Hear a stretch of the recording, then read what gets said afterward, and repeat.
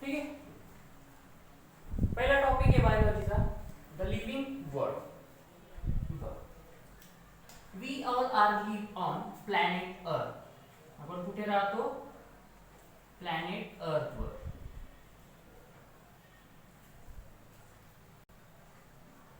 Okay.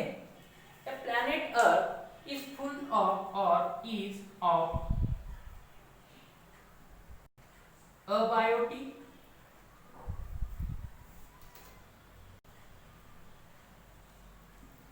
and biotic.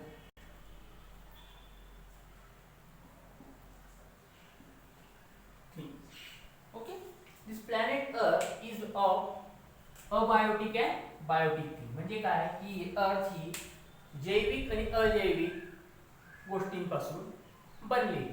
ठीक आहे. आता बघा, abiotic things are generally consider as non living and biotic things are living things. Okay. Now we know that living things are present every corner of the earth. Okay, every corner of the earth. Like it may be mountain. Living things can be present in mountain, which is very cold, means cold mountain, or volcanic mountain. Okay, living thing can be found a cold mountain like Himalaya and volcanic mountain like Sumatra Bet have one volcanic mountain. I don't remember its name. Okay, so living things can be observed or can be seen in mountains also, which may be either cold or volcanic. Volcanic म्हणजे काय, तिथं ज्वालामुखी निघतो. Cold म्हणजे हिमालय खूप उंचावर जास्त बर्फ पडलेला असतो. ठीक आहे. तर गोष्ट कुठली चालली आहे? अर्थची, अर्थच्या माउंटेनची. ठीक आहे. नाही तर तुम्ही मंगळावर जाल माउंटेन बघाल तर तिथे काय होईल तुम्हाला भेटणार नाही. मंगळावर जीवन आहे का नाही हाच डिबेटेबल क्वेश्चन आहे. त्याच्यानंतर सी वॉटर. ओके, लेक. ओके, देन अजून कुठे आढळतात लिव्हिंग ऑर्गॅनिझम? फ्रेश लेक म्हणजे फ्रेश वॉटर कन्सिडर करू, सी वॉटर म्हणजे सलाईन वॉटर कन्सिडर करू. त्याच्यानंतर आणखी कुठे आढळण्यासारखी एखादी गोष्ट आहे सांगता येईल का? माउंटेन झालं, सीज झालं, फॉरेस्ट. फॉरेस्ट मध्ये पण सापडतात. ठीक. ते काय biotic things. Okay. Non living things, stone. Okay, then gases. Okay, then these mountains are what? These mountains are nothing but non-living things. Okay, so then the question comes, to whom we call living and to whom we call non-living. प्रश्न काय येतो की कोणाला living म्हणायचं आणि कोणाला non living म्हणायचं. ठीक आहे. हा महत्वाचा प्रश्न. कारण काही कॅरेक्टरिस्टिक आहे जे फक्त लिव्हिंग मध्येच तुम्हाला पाहायला मिळतात, नॉन लिव्हिंग मध्ये बघायला भेटत नाही.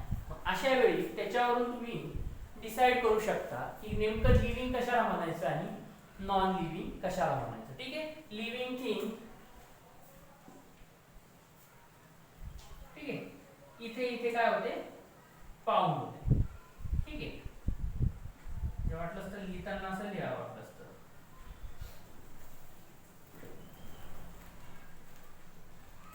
काही गरज नाही की.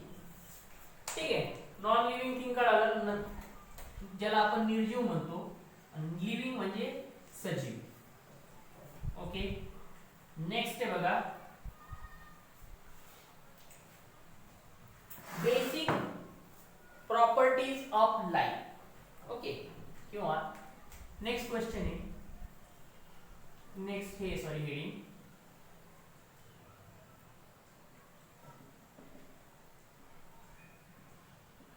लाईफ. ओके.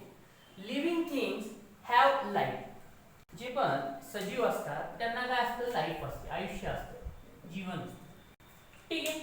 तर बेसिक प्रॉपर्टीज, कुठल्याही गोष्टीमध्ये जीवन आहे असं आपण केव्हा म्हणू शकतो. ठीक आहे. त्याचं बघा, पहिलं जर म्हणायचं झालं तर काय म्हणता येईल, दे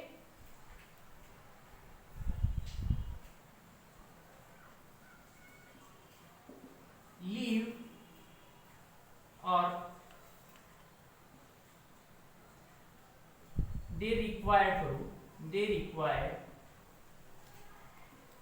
organic compound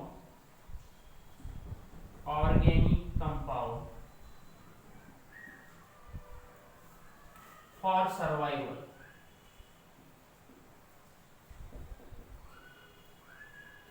ठीक आहे. ऑर्गेनिक कंपाऊंड म्हणजे प्रोटीन्स,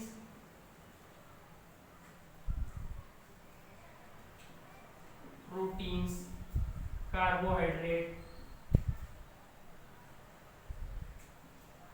फॅट्स, ओके, एक्सेट्रा. ठीक आहे.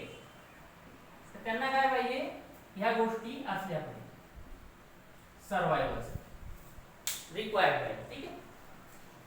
बर, आणखीन एक की कुठलंही organism direct as it is carbohydrate digest करत नाही, as it is protein digest करत किंवा आपण पचवत. ठीक आहे. तर हे जे मॉलिक्युल्स आहेत हे काय ऑर्गॅनिक कंपाऊंड्स आहेत किंवा हे काय कंपाऊंड्स आहेत. आणि हे कंपाऊंड्स कशाचे बनलेले असतात, मॉलिक्युल्सचे. कंपाऊंड कशाचे बनलेले असतात, मॉलिक्युल्सचे. ते जे मॉलिक्युल्स असतात याचे मॉलिक्युल्स काय केल्या जातं, एक तर ब्रेक केल्या जातं, ब्रेक और टू प्रोड्यूस. एक तर ब्रेक केलं जातं किंवा प्रोड्यूस केलं जातं. काय, प्रोटीन्स, कार्बोहायड्रेट्स आणि फॅट. कोणामध्ये, जे च्यामध्ये लाईफ, ज्यांच्यामध्ये काय, दोज हू पजेस लाईफ. आता बघा, ब्रेक काय ब्रेक करतात हे, तर मॉलिक्युल्स ब्रेक करतात किंवा प्रोड्यूस काय करतात, हेच मॉलिक्यूल प्रोड्यूस. ठीक आहे. बर, जेव्हा हे मॉलिक्युल्स ब्रेक करतात तेव्हा त्या प्रोसेसला म्हटलं जातं कॅटाबोलिझम. ठीक आहे. जेव्हा एखादा सजीव किंवा एखादी वस्तू जिच्यामध्ये लाईफ आहे ती काय करत असते, हे मॉलिक्युल्स एक तर ब्रेक करत असते किंवा प्रोड्यूस करत असते. जर ते ब्रेक करत असेल तर त्या प्रोसेसला काय म्हणायचं, कॅटाबोलिझम. आणि जर ते प्रोड्यूस करत असेल तर त्या प्रोसेसला म्हणायचं ॲनाबोलिझम.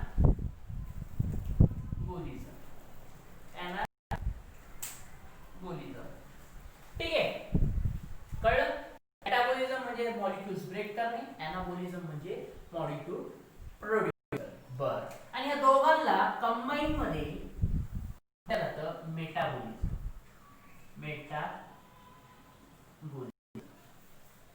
मग काय म्हटलं जाईल, सगळ्या गोष्टी मी तुम्हाला तुकड्या तुकड्यामध्ये सांगितल्या. काय की बाबा एखाद्या गोष्टीमध्ये लाईफ आहे कधी म्हणायचं, जेव्हा ती गोष्ट काय करत असेल, ऑर्गॅनिक कंपाऊंड्स जसे की हे कार्बोहायड्रेट्स, प्रोटीन, फॅट्स याचं ब्रेक तरी करत असेल किंवा प्रोड्यूस तरी करत असेल. म्हणजे काय, those things which can have metabolism. Those thing which can have metabolism म्हणजे अशा गोष्टी की ज्यांच्यामध्ये काय असतं, मेटाबॉलिझम. मेटाबॉलिझम कशाला म्हणतात, कॅटाबॉलिझम प्लस ॲनाबॉलिझम. कॅटाबॉलिझम प्लस ॲनाबॉलिझम. कळलं. काय करणार, कॅटाबॉलिझम असलं तर हे जे ऑर्गॅनिक मॉलिक्युल्स आहेत त्यांचं ब्रेकडाऊन करतात. जसं एक्झाम्पल झालं, आपण जेवताना काय करतो, चपाती खाल्ली, चपातीत कार्बोहायड्रेट्स असतं किंवा आपण डाळी खाल्ल्या तर त्याच्यात प्रोटीन असतं. आपण प्रोटीन जसंच्या तसं शरीरामध्ये वापरलं जातं का नाही, किंवा डाळी जशाच्या तसे शरीरात वापरलं जातं का नाही. काय केलं जातं, जेव्हा आपण खाल्ल्याच्या नंतर काय होतं, सगळं अन्न आपल्या पोटात जातं.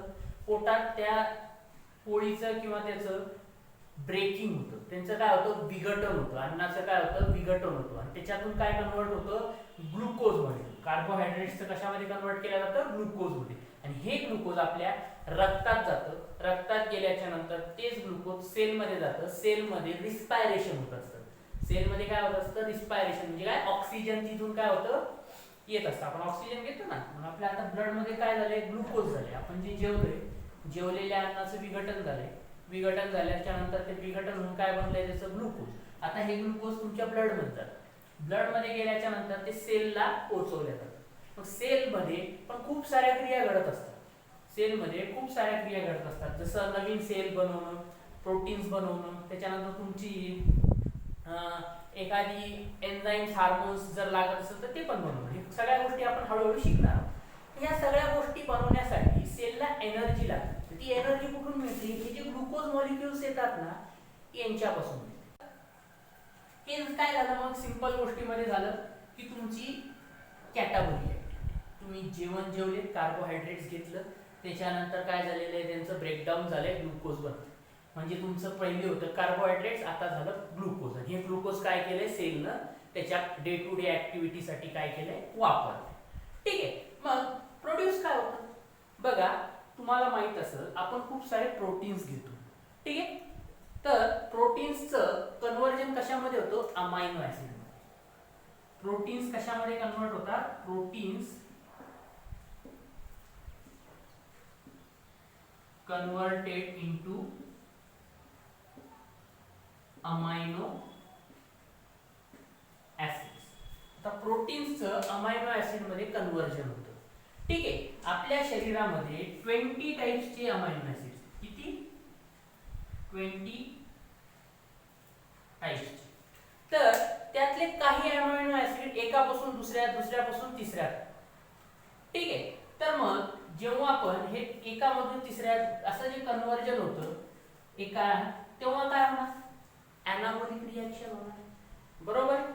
ठीक आहे. काय झालंय तिथं की अमायनो ऍसिड टाइप 1 जर असेल तर तो ओमेगा फॅटी ऍसिड किंवा ओमेगाचा एक अमायनो ऍसिड असेल तर तो काय होणार, दुसऱ्या फॉर्म मध्ये कन्वर्ट. मग तिथं काय झालंय, प्रोड्यूस. त्या रिएक्शनला आपण काय म्हणूया, एनाबॉलिक.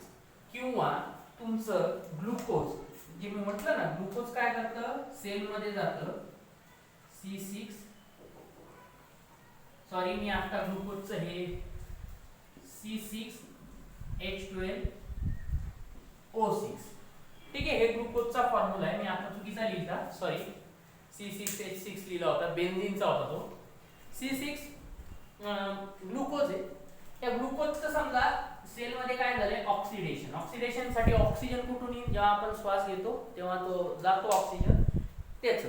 आणि त्याच्यानंतर काय होतं, एटीपी मॉलिक्युल्स बनतात, शिकले यार, प्लस एनर्जी. तर हे जे एटीपी मॉलिक्युल्स पण काय झाले, प्रोड्यूस झालेले. ग्लुकोजचं ऑक्सिडेशन, रिस्पायरेशन करताना जेव्हा आपण श्वसन करतो ना, तेव्हा काय होतं, ऑक्सिजन आत जातो. हा ऑक्सिजन काय करतो, या ग्लुकोजचं जे असतं ना त्याला ऑक्सिडाइज करतो, त्याच्यापासून एटीपी मॉलिक्युल. म्हणजे इथं पण काय झालेलं आहे, हे एटीपी मॉलिक्युल्स प्रोड्यूस झाले. म्हणजे ही रिएक्शन काय झाली, एनाबॉलिक. ठीक आहे. तर तुम्हाला जर विचारलं की ही रिएक्शन झाली, असं असं झालंय की ग्लुकोजचं कन्वर्जन झालंय एटीपी मॉलिक्युल, ग्लुकोजचं कन्वर्जन झालंय एटीपी मॉलिक्युल्स, मग याला कोणती रिएक्शन म्हणणार, कॅटाबॉलिक की एनाबॉलिक, असं ठरलं पाहिजे. ठीक. या गोष्टी तुम्हाला आल्या पाहिजे. जर मॉलिक्युल्स ब्रेक झाला तर हे. ठीक आहे. चालेल. तर कळलं आपल्याला की लाईफची पहिली रिक्वायरमेंट काय आहे, ऑर्गॅनिक कंपाऊंडचं एक तर ब्रेक झालं पाहिजे किंवा प्रोड्यूस झालं पाहिजे. नेक्स्ट आहे बघा, ग्रोथ अँड डेव्हलपमेंट. नेक्स्ट काय, ग्रोथ आणि डेव्हलपमेंट. नेक्स्ट आहे ग्रोथ आणि development. Second point, growth and development. प्रत्येक लिव्हिंग ऑर्गॅनिझम ची काय होत असते, ग्रोथ होत असते टू अ पर्टिक्युलर टाइम. ठीक आहे. Growth up to a particular time period, up to a particular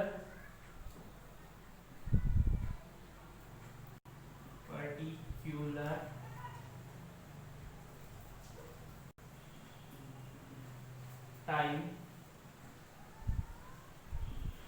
period. Organism काय होते, एखाद्या गोष्टीमध्ये जर लाईफ असेल तर तिची ग्रोथ होते. बरं, तिची डेव्हलपमेंट पण होते. तिची काय होते? डेव्हलपमेंट, विकास. जसं ह्युमनचंच एक्झाम्पल घ्या. ह्युमन, ठीक आहे, लहान असतो तेव्हा आपलं बघा बरेचसे जे हाडं असतात, शरीरामध्ये हाडं नसतात. लहान पोराचा हात असा इथून पण केल्या जातो. जेव्हा बाळ जन्माला येतं त्याच्यामध्ये एकदम लिमिटेड मात्रामध्येच काय असतात? बोन्स जनरेट झाले. जसं जसं बाळ वाढत जातं तसं तसं त्याची हाडं काय होतात? डेव्हलप होत जातात. हे पण काय झाले? डेव्हलपमेंटची क्रिया झाली. ठीक आहे. ग्रोथ, माणसाचं जवळपास वयाच्या 18व्या वर्षापर्यंत काय होते? वाढ होत राहते. तिची हाईट वाढते, त्याची आतली इंटरनल ऑर्गन वाढतात. ग्रोथ ही होते, ही एक्सटर्नल आणि इंटरनल दोन्ही होते. बाहेरून पण वाढतो, आतलं हार्ट पण वाढतं. बरोबर आहे की नाही? की असं होतं की फक्त माणूस मोठा वाढ झाला आहे आणि त्याचं हार्ट आहे तेवढंच आहे, तसं नाही होत. जसं जसं त्याची बॉडी वाढते त्या प्रपोर्शन मध्ये त्याचे इतर ऑर्गन्स पण काय होतात? वाढतात. नुसते पायच नाही वाढत किंवा नुसते हात नाही वाढत. ठीक आहे. एखादा जर तसं झालं, एखाद्याची तशी वाढ झाली तर त्याला आपण काय म्हणू? ॲबनॉर्मल कंडिशन, जी काय आहे? एक आजार आहे, ॲबनॉर्मल कंडिशन. पण नॉर्मली काय होतं? सर्वच अवयव वाढतात. ठीक आहे. ग्रोथ ही ॲनिमल्स मध्ये काय असते? लवकर थांबते ॲज कम्पेअर टू प्लांट. ठीक आहे. हायर प्लांट्स म्हणजे जे खूप इव्हॉल्व्ड प्लांट आहे, जसं आंब्याचं झाड, बाभळाचं झाड किंवा वडाचं झाड, बनियन ट्री. ठीक आहे. यांची काय होते? खूप काळापर्यंत वाढ काय असते? चालूच राहते. कंटिन्यू यांची काय होते? वाढ होत राहते. ठीक आहे. आता मी तुम्हाला आणखीन एक सांगतो. वाढ, कोणी एखादा प्रश्न विचारू शकतो, माउंट एव्हरेस्ट. माउंट एव्हरेस्ट हे काय? एक पीक आहे. एक पीक म्हणजे शिखर आहे. याची पण दरवर्षी 2 सेंटीमीटरने हाईट वाढते. हाईट काय होते? दरवर्षी 2 सेंटीमीटरने हाईट वाढते. मग याला पण सजीव म्हणायचं का? नाही. ठीक आहे. याला सजीव नाही म्हणत. का? कारण जेव्हा याची वाढ काय होणार? एक्सटर्नल होणार. माउंट एव्हरेस्ट कसा वाढणार? सरळ खालून असा वर वर वर वर होत जाणार. याच्या आतले जे दगड आहे, याच्या आतमध्ये जे काय असेल त्याची वाढ होते का? नाही. बरोबर आहे. आतमध्ये जे पण दगड, माती, त्यांची वाढ होते का? नाही. तो फक्त वर उचलल्या जातो. ठीक आहे. निर्जीव वस्तू काय होते? फक्त. किंवा तुम्ही बघा, आता पावसाळा चालू आहे, तुमच्या तलावामध्ये पाणी नाही. आता पाऊस पडलाय, लगेच तलाव भरला, त्या तलावाची वाढ झाली नाही. ठीक. तलावामधले काय वाढली का? तसं नाही. त्या गोष्टींना काय केलं जातं? निग्लेक्ट केलं. वाढ म्हणजे काय? आतमधून सुद्धा झाली पाहिजे आणि बाहेरून सुद्धा झाली पाहिजे. माउंट एव्हरेस्ट वाढला तर त्याची फक्त अशी हाईट वाढली, खालून काय होईल? त्याला उचलल्या जातं दरवर्षी. ठीक आहे. त्याच्यातले दगड बिगड किंवा साईज, व्हॉल्यूम नाही वाढत, त्याच्यामधले जे मटेरियल आहे ते नाही वाढत. ठीक आहे. चालेल. त्याच्यानंतर नेक्स्ट बघूया. नेक्स्ट आहे बघा, ग्रोथ अँड डेव्हलपमेंट काय असते? अनलिमिटेड नसते. ती काय असते? पर्टिक्युलर टाइम पिरियड पर्यंत रेस्ट्रिक्ट असते. त्याच्यानंतर नेक्स्ट आहे बघा, रिप्रोडक्शन.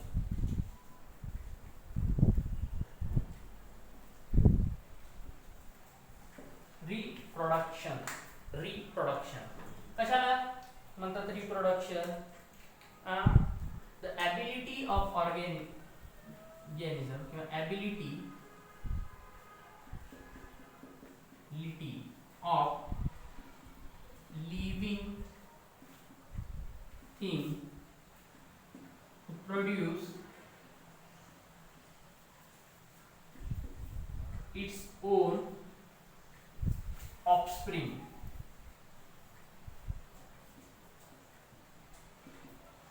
काय म्हणजे? लिव्हिंग थिंग्स म्हणजे सजीवांची ॲबिलिटी टू प्रोड्यूस, काय प्रोड्यूस? ओन ऑफस्प्रिंग, स्वतःचं बाळ. ठीक आहे. स्वतःच बनवून. ठीक आहे. नाही तर हा पेन म्हणाल, मार्कर म्हणाल, याला आपल्याला मेहनत घ्यावी लागते बनण्यासाठी. ते त्यांचं काय करतात? ऑफस्प्रिंग स्वतः बनवू शकतात. हा पेन आणखीन असा मार्कर बनवू नाही शकत, हा मार्कर असा मार्कर नाही बनवू शकत. पण जे लिव्हिंग थिंग्स असतात, एखाद्या गोष्टीमध्ये लाईफ आहे, लाईफ असणारी वस्तू काय करू शकते? रिप्रोडक्शन करू शकते. लाईफ असणारी वस्तू काय करू शकते? रिप्रोडक्शन. बरं, मला एक सांगा, ऑर्गॅनिझम किंवा लिव्हिंग थिंग्स किंवा एखादी वस्तू जिच्यामध्ये लाईफ आहे ती का बरं दुसरं रिप्रोडक्शन करत असेल बरं? तिला काय गरज आहे? तिला काय गरज आहे? एक आणखीन व्यक्ती म्हणून, म्हणजे एक झाड आहे किंवा एक कुत्रा आहे किंवा एक पिल्लू आहे किंवा एक काहीतरी तुमचं ॲनिमल आहे, तो आणखीन एक ॲनिमल का बनवत असेल?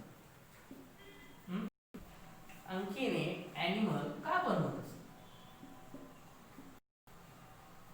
लक्षात ठेवा, कुठलाही लिव्हिंग गोष्ट किंवा कुठलीही गोष्ट जिच्यामध्ये लाईफ आहे ती काय करत असते?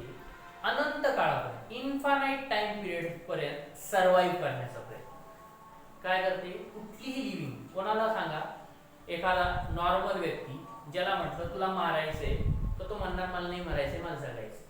ठीक आहे. कुठलीही व्यक्ती जिला लाईफ आहे तिची काय इच्छा असते? अनंत काळापर्यंत जगणे. काय असते? अनंत काळापर्यंत जगण्याची इच्छा असते. पण असं होत नाही. असं होत नाही. त्याच्यासाठी ती गोष्ट काय करते? रिप्रोडक्शनसाठी जाते. रिप्रोडक्शनसाठी जाते म्हणजे काय करते? ती तिच्यासारखीच काय करते? दुसरी कॉपी बनवण्याचा प्रयत्न करते, जेणेकरून त्यांचा ग्रुप काय होईल? अस्तित्व टिकून राहील. माणूस काय करतो? दुसऱ्या माणसाला जन्माला जातो आणि असं होत होत आजपर्यंत आलेलं. जर तुम्ही एखादा जीवाणू म्हटला, विषाणू म्हटला, प्रोटोझोआ म्हटला, जसं सांगायचं झालं मलेरिया, मलेरिया एका प्लाझ्मोडियम नावाच्या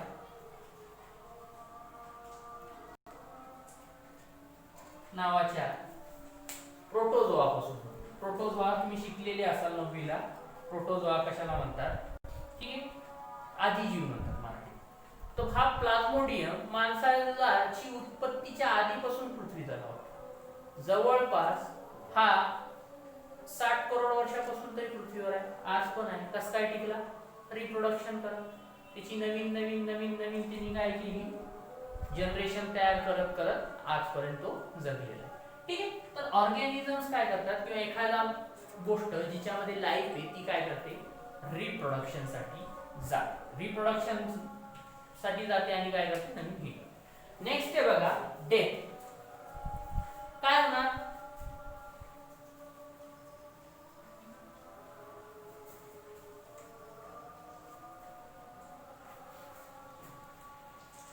आता जिच्यामध्ये लाईफ आहे तिच्यामध्ये काय होत असतं? Metabolic activity.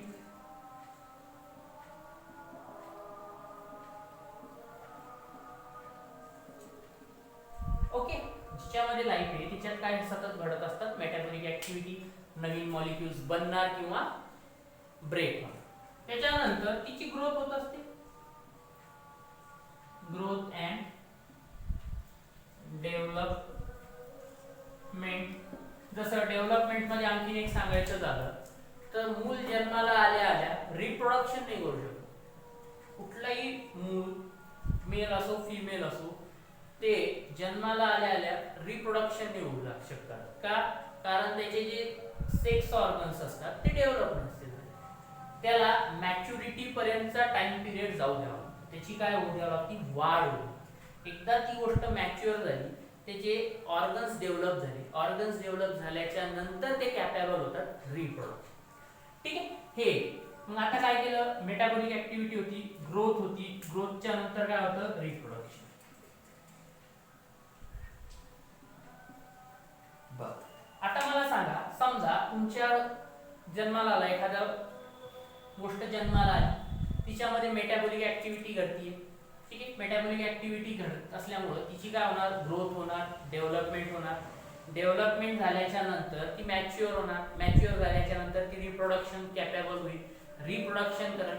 रिप्रोडक्शन केल्याच्या नंतर मेटाबॉलिक ऍक्टिव्हिटी हळूहळू काय होतात? डिजनरेट होतात. Organs start degenerate.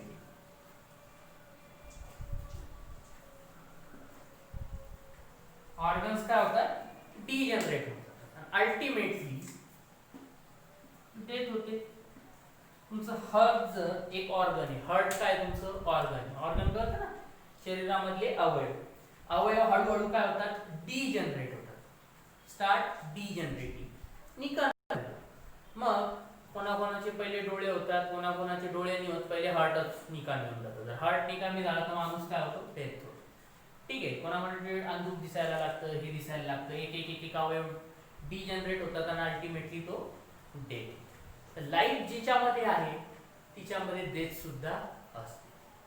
लाईफ जिच्यामध्ये आहे तिच्यामध्ये डेथ सुद्धा असते. Any living being is respond to thermal and chemical stimulus. एक गोष्ट आणखी राहील, ज्या गोष्टीमध्ये लाईफ आहे किंवा जी गोष्ट सजीव आहे तिच्यामध्ये एक ॲबिलिटी असते बघा, ॲबिलिटी टू रिस्पॉन्ड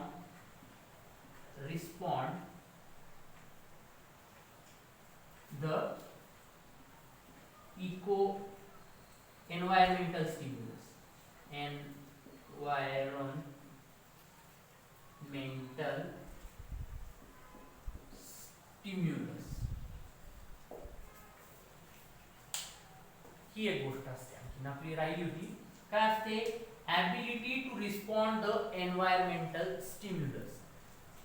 एखाद्या गोष्टीला लाईफ आहे, समजा एक कोंबडी असते बघा, तुम्हाला एक्झाम्पल झालं असेल शाळेत, कोंबडी असती, कोंबडीने आकाशामध्ये घार वगैरे पाहिली तर तिला काय होतं, खतऱ्याचा एहसास होतो किंवा तिला डेंजर फील होतं. तर ती डेंजर फील झाल्याच्या नंतर ती काय करते, ती असा विचित्र आवाज काढते की जेणेकरून तिच्या आजूबाजूला जे छोटे छोटे पिल्लं असतील ते काय करतात, लगेच तिच्या जवळ येतात आणि ती त्यांना आपल्या पंखाखाली काय करते, झाकून ठेवते. किंवा एखादं गरम पाण्यात हात घातला, आपल्याला जर त्याचा चटका बसला तर आपण हात लगेच बाजूला घेतो. काय झालंय, गरम एन्व्हायरमेंटला आपण काय केले, रिस्पॉन्ड केले.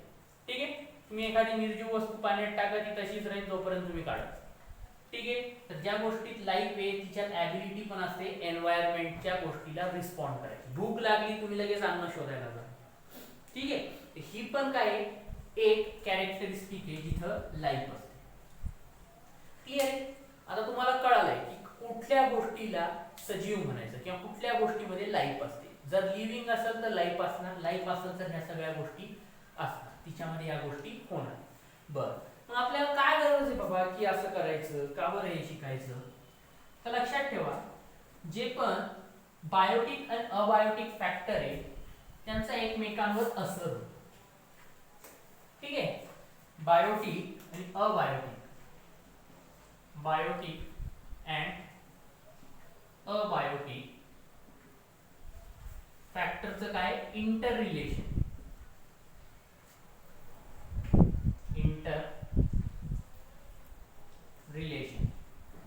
ठीक, हे इंटर रिलेशन आपल्याला काय करायचंय, अभ्यासायचं.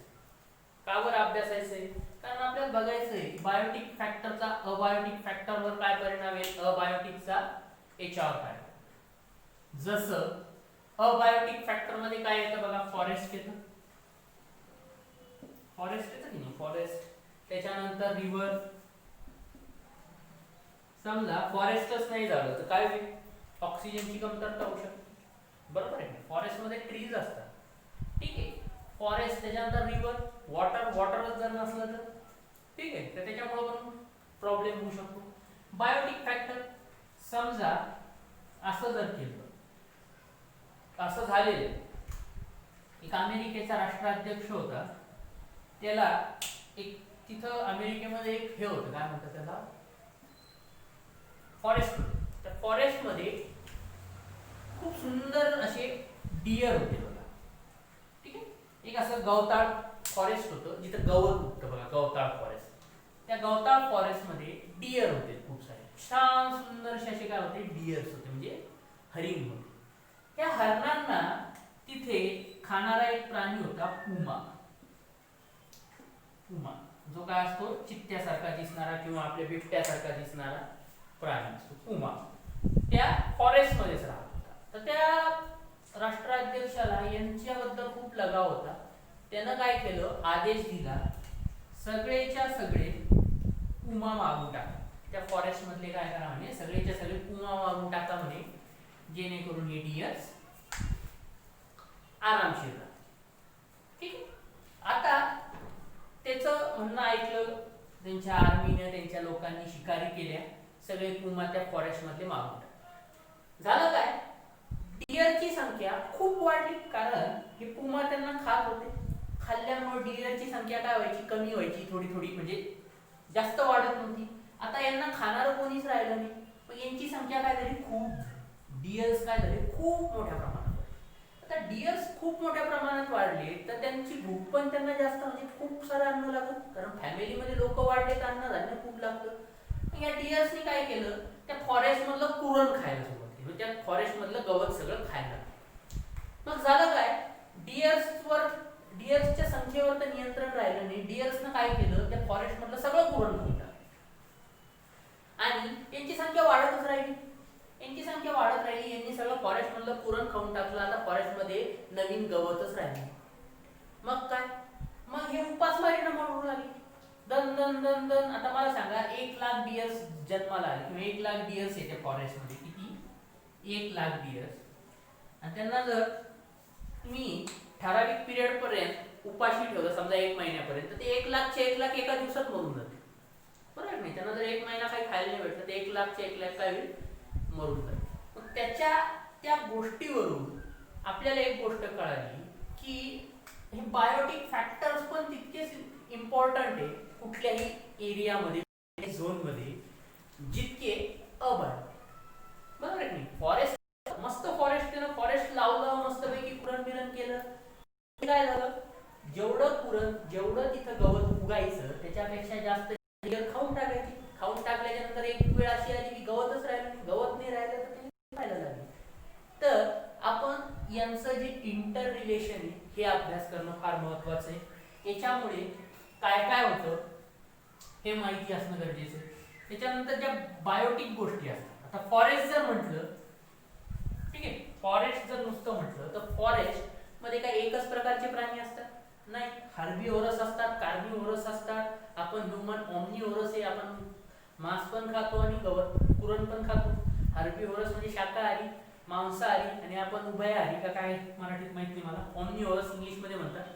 तर हे असतात, बरोबर आहे. त्याच्यानंतर काही चित्त्यासारखे असतात प्राणी, काही वाघासारखे. वाघ आणि चित्ता एकाच कॅटेगरीमध्ये येतात, आपण पुढच्या लेक्चर चॅप्टर मध्ये ते शिकणार आहोत, ठीक आहे. तर यांचं काय केलं जातं, क्लासिफिकेशन. यांचं काय केलं जातं, क्लासिफिकेशन, ठीक आहे. हे सगळे ऑर्गॅनिझम असे सुट्टे जर आपण अभ्यास करायचा प्रयत्न केला तर खूप अवघड जातं, ठीक आहे. सुट्टे जर अभ्यास करायचा झाला तर खूप अवघड जातं. त्याच्यानंतर यांचं मग काय केलं, क्लासिफिकेशन केलं गेलं, जेणेकरून काय, सारख्या गुणधर्माचे एका कॅटेगरीत टाकले, मग त्यांचे आता गठ्ठे बनले, त्यांचं थोडंसं संख्या लिमिटेड प्रमाणात झाली, मग आता त्यांचा काय केला जातो, अभ्यास केला. क्लिअर आहे. तर मग अशा पद्धतीनं आपण लिव्हिंग थिंग्सचा अभ्यास करण्यासाठी हे केलं. त्यालाच आपण म्हणजे त्यांचा अभ्यास करण्यासाठी आपण वेगवेगळे तंत्र निर्माण केले, त्यांना म्हटलं जातं टॅक्झॉनॉमिक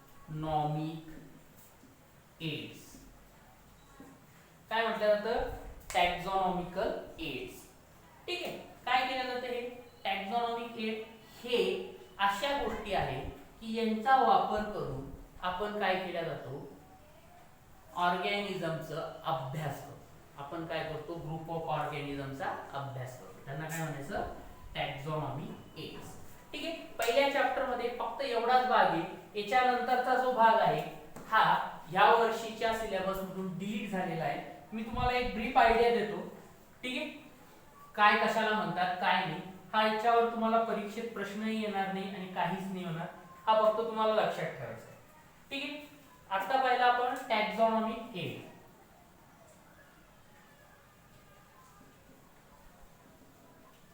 काय असतात टॅक्झॉनॉमिक एड, की यांची सिस्टमॅटिक स्टडी करण्यासाठी काही गोष्टी त्यांनी बनवल्या. कशासाठी असतात, सिस्टमॅटिक स्टडी फॉर सिस्टमॅटिक. कशासाठी असतात टॅक्झॉनॉमिक एड, फॉर सिस्टमॅटिक,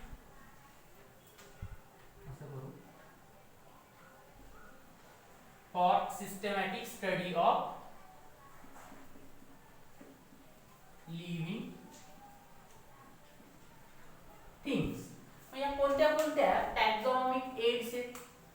पहिली बघा हर्बेरियम, ठीक आहे. आणि क्वेश्चन काय आहे?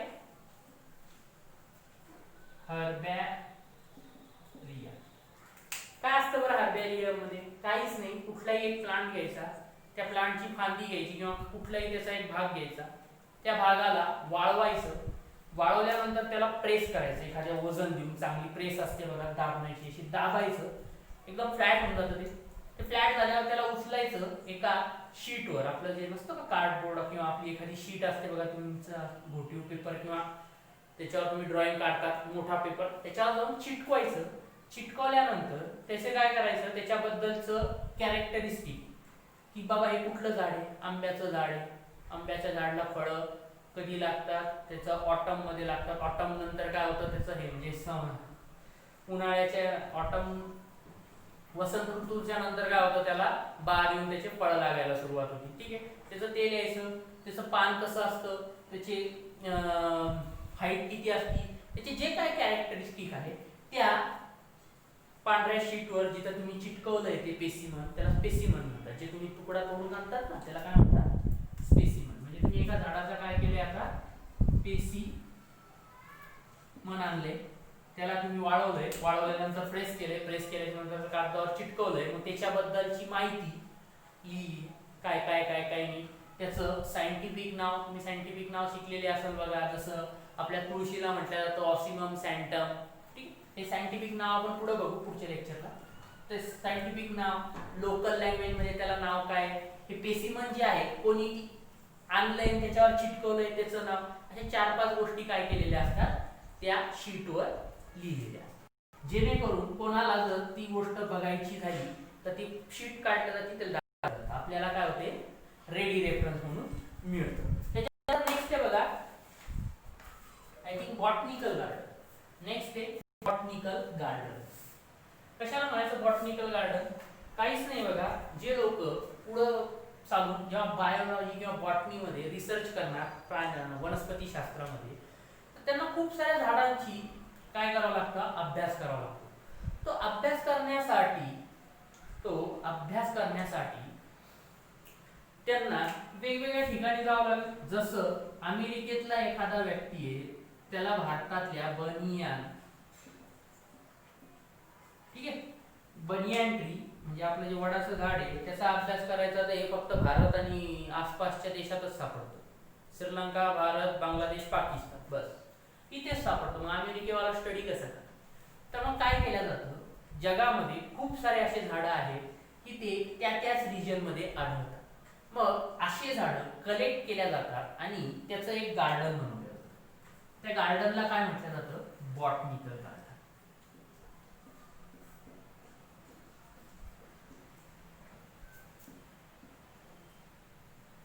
ओके, तिथं काय केलं जातं, बॉटनिकल गार्डन. त्याच्यानंतर नेक्स्ट आहे बघा म्युझियम. बॉटनिकल गार्डन कळालं, खूप सारे काय केले जाते, वेगवेगळ्या एरियामधून झाडं एकाच ठिकाणी ग्रो करण्याचा प्रयत्न केला. जसं कोलकात्याला आहे हावडा, ठीक आहे, हे कोलकात्याला आहे. त्याच्यानंतर थर्ड आहे बघा म्युझियम. म्युझियम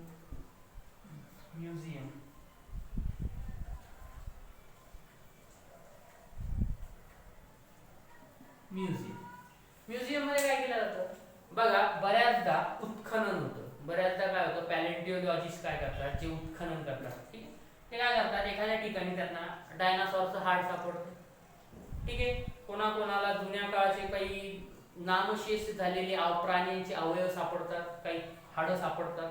मग हे असे सगळे हाडं किंवा जुन्या काळामधले काही असे झाडं होते, ठीक आहे, जे आज आढळत नाही, असे झाडं पण काय केलं जातं, म्युझियम मध्ये आपल्याला स्टोअर केली.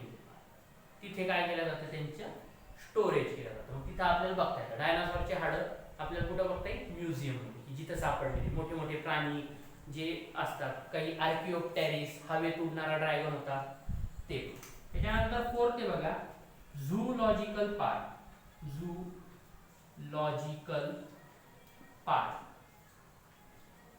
झूलॉजिकल पार्क म्हणजे काय, आपला झू. औरंगाबादला गेले असेल तर सिद्धार्थ गार्डन, ठीक आहे. तर झूलॉजिकल पार्क मध्ये काय असतं, झूलॉजिकल पार्क मध्ये प्राण्यांना त्यांच्या नॅचरल हॅबिटॅट मधून उचलून आर्टिफिशियल हॅबिटॅट मध्ये आणलं जातं. नॅचरल हॅबिटॅट वाघाचं काय, फॉरेस्ट. तर फॉरेस्ट मधून उचलून त्याला पिंजऱ्यामध्ये टाकलं जातं. तर पिंजऱ्यामध्ये त्याचं day to day life activity, तो कसं खातो, कसा करतो, काय वागतो, कसा वागतो, आळशी एक, झोपूनच राहायला आवडतं का फिरायला आवडतं, तिची सगळी लाईफ सायकल काय केल्या जाते, अभ्यास केला. बऱ्याचदा काय होतं माहिती का, काही वेळा काही ऑर्गॅनिझम किंवा काही जे ॲनिमल्स असतात जे फॉरेस्टमध्ये सुरक्षित नसतात.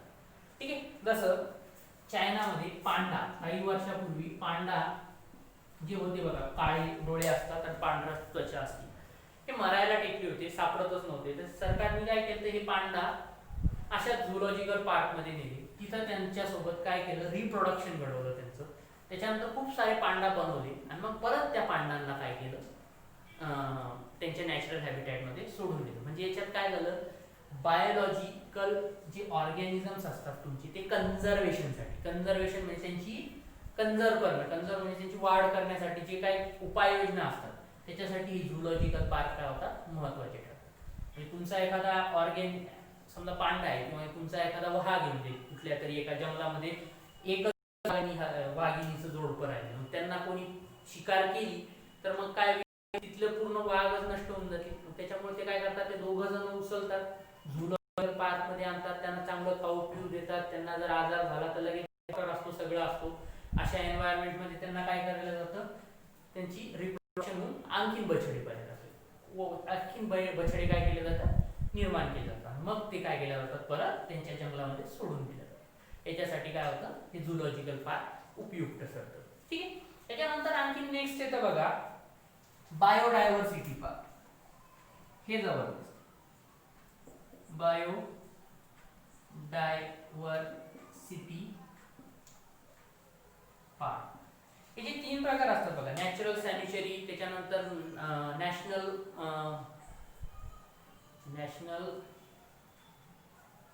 एक मिनिट, बायोलॉजिकल पार्क, सॅनिटरी अभयारण्य, त्याच्यानंतर एक आहे बघा अभयारण्याच्या नंतर नॅशनल पार्क. नॅशनल पार्क असतात, याच्यामध्ये काय असतात, बायोडायव्हर्सिटिकल पार्क मध्ये सॅनिटरी, सॅनिटरी म्हणजे अभयारण्य, नॅशनल पार्क म्हणजे राष्ट्रीय उद्यान, राष्ट्रीय उद्यान. ठीक आहे. हे अशी जागा असते जिथं काय केलं जातं, जे ऑर्गॅनिझम्स असतात, समजा वाघ आहे किंवा सिंह आहे किंवा कुठलाही ऑर्गॅनिझम आहे, त्याला त्याच्या नॅचरल हॅबिटॅट मध्येच काय केलं जातं, त्याची वाढ केली, त्याची काय केल्या जाते, वाढ केली जाते. म्हणजे वाघाला काय करायचं, या झूलॉजिकल, या झू मध्ये नाही आणायचं, त्याला काय करायचं, तिथंच राहू द्यायचं. पण त्याचे जो फॉरेस्ट आहे का, समजा हा फॉरेस्ट आहे, इथे मस्त हे वाघ आहे, आता काय करायचं, हा जो फॉरेस्टचा बाहेरचा एरिया आहे का, हा सील करून टाकायचा. कुठल्या शिकाऱ्याला बिकाऱ्याला आत जाता नाही येणार अशी सोय करायची, जेणेकरून हे फॉरेस्ट आतल्या आत जगतील, नॅचरल हॅबिटॅट मध्ये जगतील, मग त्यांना बाहेरून तुम्ही प्रोटेक्ट केले. असे काय असतात, बायोडायव्हर्सिटी तयार असतात. ठीक आहे. जिथे काय असतं, खूप सारी जैवविविधता असते. जैवविविधता, बायोडायव्हर्सिटी म्हणजे काय, जैवविविधता. म्हणजे त्या फॉरेस्ट मध्ये काय, एखादा फॉरेस्ट आहे, त्या फॉरेस्ट मध्ये फक्त 1-2 प्राणीच नसतात, हजारो प्रकार असतात प्राण्याचे. समजा आपल्या इथे बायोलॉजिकल डायव्हर्सिटी पार्क याला आहे, सह्याद्रीच्या जो सह्याद्री पर्वताचा उतार आहे तिथं खूप सारे प्राणी की जे तिथं आढळतात. मग आता ह्या सगळ्या प्राण्यांच्या ज्या विविधता आहे, खूप सारे वेगवेगळे प्राणी, त्याला काय म्हटलं जातं, बायोडायव्हर्सिटी. ही बायोडायव्हर्सिटी पण खूप महत्वाची, कारण मी तुम्हाला ते पुमाचं उदाहरण दिले. त्या पुमाच्या उदाहरणामध्ये काय झालं होतं, पुमाच्या उदाहरणामध्ये की तुम्ही एक जैवविविधता कमी केली, जैवविविधता कमी केली तर ती काय झाली, इकोसिस्टम कोलॅप्स झाली. तर ही बायोडायव्हर्सिटी प्रिझर्व राहावं याच्यासाठी काय केलं जातं, बायोडायव्हर्सिटी पार्क केलं जातं. मग ह्या बायोडायव्हर्सिटी पार्कचे पण प्रकार आहे, नॅशनल पार्क, त्याच्यानंतर अभयारण्य. अभयारण्यामध्ये कसं की माणसाला तिथं जाऊन त्या फॉरेस्ट मध्ये जाऊन काय केलं जातं, तेंदूपत्ता, जे आपलं तेंदूपत्ता असतो ना, किंवा लाकडं बिकडं, या गोष्टी तिथं करता येतात. कशामध्ये, अभयारण्य, सॅनिटरीमध्ये. पण नॅशनल पार्कच्या आतमध्ये एंट्री जर घ्यायची असेल तर परमिशन लागते, प्रायर परमिशन लागते. आपल्यासोबत आत येताना गार्ड्स पण येतात, आपल्याला काही करता येतं. ठीक आहे. हे सगळ्या गोष्टी असतात. त्याच्यानंतर कन्झर्वेशन ऑफ बायोडायव्हर्सिटी, एक पॉइंट आहे बघा बायोडायव्हर्सिटी पार्कचा, की कन्झर्वेशन ऑफ बायोडायव्हर्सिटी. काय असतं बरं कन्झर्वेशन, का गरजेचं आहे? मी तुम्हाला सांगितलं की जर जैवविविधता नसेल तर काय होणार, इकोसिस्टम कोलॅप्स. मग बायोडायव्हर्सिटीचं कन्झर्वेशन करण्यासाठी, तिचं चांगल्या पद्धतीनं कन्झर्वेशन करण्यासाठी दोन प्रकारची कन्झर्वेशन असतात. एक असतं बघा इन सिटू आणि दुसरं असतं एक्स सिटू. ठीक आहे. इन सिटू म्हणजे काय, त्याच्या नॅचरल हॅबिटॅट मध्येच कन्झर्व केलं जातं. Natural habitat.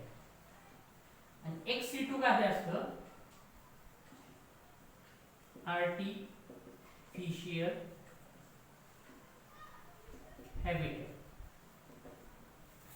In Situ conservation, natural habitat म्हणजे काय की तुमचा वाघ आहे, त्या वाघाला त्याच्या फॉरेस्ट मध्येच काय करायचं, तुम्ही त्याला प्रोटेक्ट करायचं, जेणेकरून त्याचं काय होणार, जास्तीत जास्त जनरेशन्स तयार होतात. मग हे काय झालं, in Situ natural habitat. In तिथल्या तिथंच. एक्स सिटू म्हणजे बाहेर, एक्स म्हणजे बाहेर असतं बघा. बाहेर काय करायचं, आर्टिफिशियल हॅबिटॅट बनवायचं. त्याच्यासाठी काय करायचं, एक आर्टिफिशियल हॅबिटॅट बनवायचं. आर्टिफिशियल म्हणजे हे झूलॉजिकल पार्ट, आर्टिफिशियल हॅबिटॅट बनवतो. त्या आर्टिफिशियल हॅबिटॅट मध्ये त्याला काय करायचं, त्या ऑर्गॅनिझमला तिथं न्यायचं, त्याची एकदम चांगली काळजी घ्यायची आणि त्याची काय करायची, मग परत नेक्स्ट जनरेशन बनवण्याची प्रोसेस चालू. कळलं? लक्षात ठेवा, याच्यामध्ये फक्त हे दोनच गोष्टी. इन सिटू कशाला म्हणायचं, एक्स सिटू कशाला. एक्स सिटू आर्टिफिशियल हॅबिटॅट, जसं की zoological part. In Situ natural. ठीक आहे. लास्ट आहे बघा कीज. लास्ट आहे कीज. 6 नंबर बायोलॉजिकल कीज म्हणतात. काय असतं बरे, कीज मध्ये कॉन्ट्रास्टिंग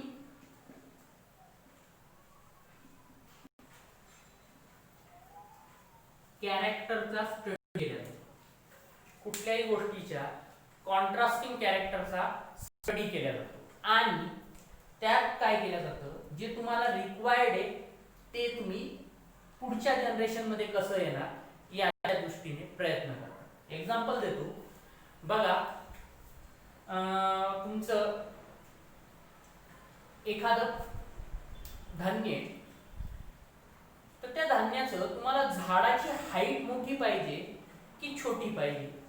ठीक आहे. समजा मक्याचं झाड आहे, मक्याचं झाड असं खूप 10 फूट 20 फूट वाढायला लागलं, तिथं मका लागायला लागला, ते तुम्हाला, आणि एक मक्याचं झाड आहे जे आपलं 4.5-5 फूट पर्यंत वाढतं, तिथंच मका लागतं. ठीक आहे. दोन झाड, एक 10 फूट वाढतं तिथं वरती मका लागते आणि दुसरं वाढतं छोटे. मग जे 10 फूट वाढतं त्याला दाणे जास्त, मोर मेज. जे 10 फूट वाढतं त्याला जास्त दाणे येतात, मका काय येते, जास्त येते. आणि जे 5 फूट वाढतं त्याच्यामध्ये काय येतं, लेस मेज, मका थोडी कमी होईल. आता हे दोघं एकमेकांचे, एक टॉल आहे दुसरा शॉर्ट आहे. हा, मग काय केलं जातं, प्रयत्न असा केला जातो की तुमचं मक्याचं झाड 5 फूट असलं पाहिजे पण त्याच्यात मका जास्त पाहिजे. कॉन्ट्रास्टिंग कॅरेक्टर बघा, हे दोघं एकमेकाचे हे कॉन्ट्रास्टिंग आहे. हा उंच आहे तर हा बुटका आहे, बरोबर आहे. याच्यात जास्त मका भेटते, याच्यात कमी भेटते. ठीक आहे. तर मग काय करतात सायंटिस्ट लोक, असा प्रयत्न करतात, आपल्याला रिक्वायर्ड काय, आपल्याला मक्याचं झाड जास्त उंच नको, जास्त उंच नको आणि आपल्याला जास्त मका हवी. या दोन गोष्टी गरजेच्या ना. लय उंच गेलं तोडायचे, झंझट धमेले. मग अशा वेळी प्रयत्न केला जातो कॉन्ट्रास्टिंग कॅरेक्टरचा अभ्यास. कॉन्ट्रास्टिंग कॅरेक्टर बघायचे, त्यातलं आपल्याला जे रिक्वायर्ड आहे ते कॅरेक्टर आपण काय करायचं, आणण्याचा प्रयत्न केला. तर हे काय असतं, बायोलॉजिकल कीज मध्ये असतं. ठीक आहे. ह्या सगळ्या गोष्टी सिलेबस मधून गेलेल्या आहे, याचा अभ्यास नाही केला तरी चालतो, तर तुम्हाला मी एक्सप्लेन केले. ठीक, एकदम ब्रीफली केले, जास्त काही फास्ट नाही घेतलं. आणि पहिला चॅप्टर हा बायोलॉजी 11वीचा संपलेला आहे, काहीच नव्हतं याच्यात, फक्त सुरुवातीचंच होतं. ठीक आहे, चालेल.